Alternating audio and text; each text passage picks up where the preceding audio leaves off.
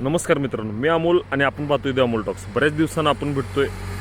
भारतामध्ये आपण बघतोय की जे AI समिट नुकतीच झालेलं आहे, त्यामध्ये गलगोटे युनिव्हर्सिटीनं जो प्रकार केलेला आहे, त्यामुळं आंतरराष्ट्रीय स्तरावर खऱ्या अर्थानं भारताची फार मोठी मानहानी झालेली आहे. परंतु त्या पाठीमागचाच दुसरा फॅक्ट आपण हा लक्षात घेत नाही की रिसर्चवर भारतामध्ये किती पर्सेंट जो फंड्स आहेत ते खर्च केले जातात.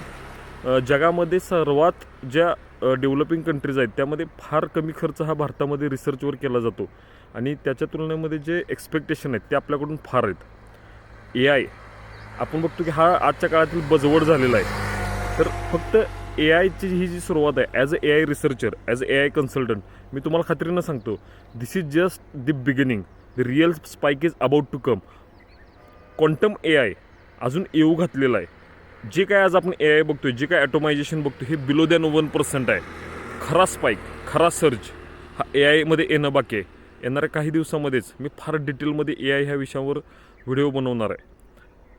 क्वांटम AI म्हणजे काय, AIमधलं खरं फ्युचर काय असणार आहे, वेगळ्या सेक्टर त्याचे होणारे परिणाम काय आहेत.